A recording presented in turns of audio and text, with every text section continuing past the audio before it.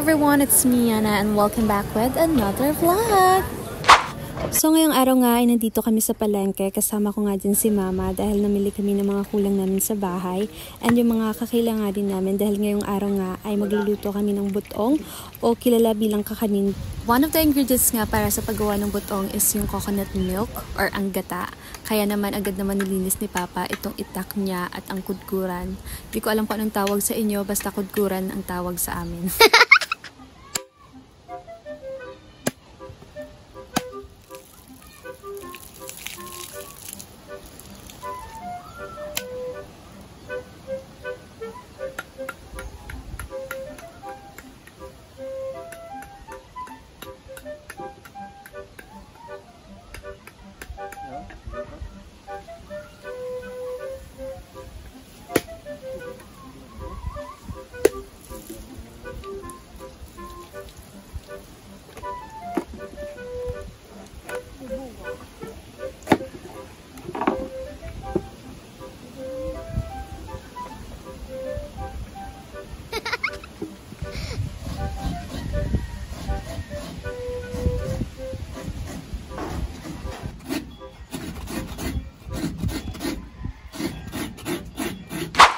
Cravings ko nga din ngayon ang kumain ng bihon gisado, kaya naman magluluto tayo for today's video.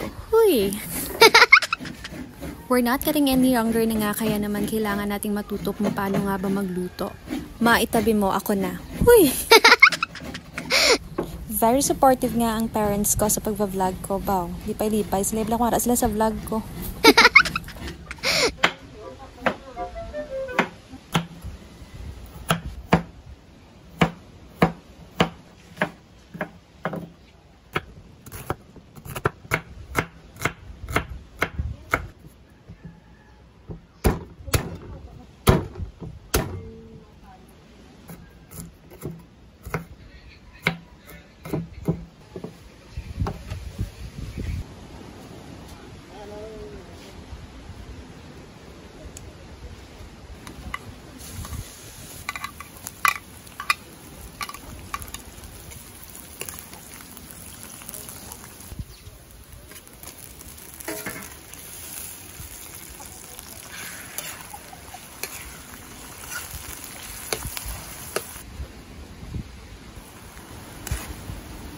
Magbukay, butang ang panakot.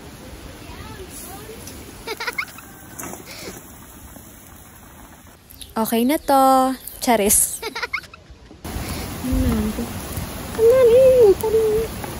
After how many years, finally, naluto na rin siya. To bihon gisado, gid man na. At dahil naluto na nga ang ating bihon gisado, ito nga si Papa at kukuha siya ng mga dahon ng saging dahil gagamitin natin ito sa paggawa ng butong.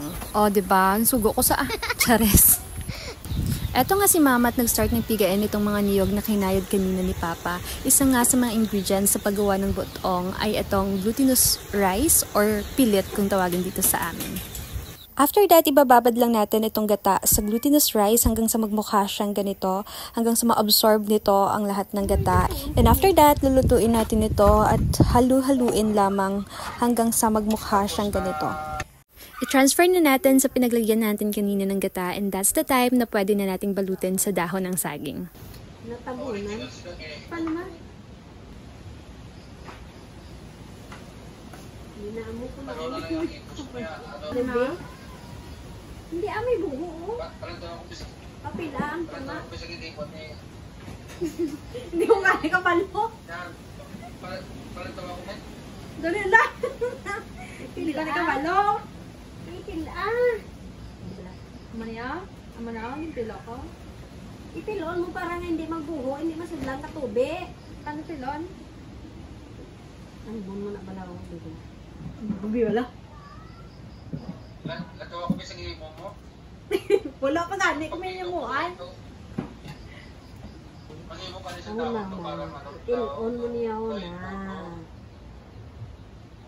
Sige. Ano na? Oo.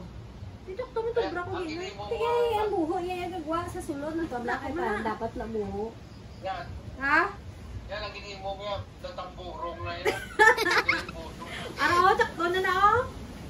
So this is the exact way nga guys kung paano balutin itong nagawa natin sa dahon ng saging. As you can see sa ginagawa ni Mama. Ang naririnig nyo nga sa video, naka-video call ni Mama, is yung tito ko sa ibang bansa. Hello sa'yo, Tito Jonas! Ang #1 supporter ko pagdating sa pagbablog. At gustong-gusto niya nga na nagvo-voice over daw ako. And after ng process na yan, lagyan lang ito ng tubig at pakuluan hanggang sa maluto siya. And that's how you do the butong.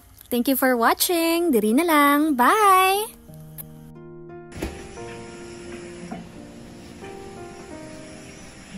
Yung gamay lang.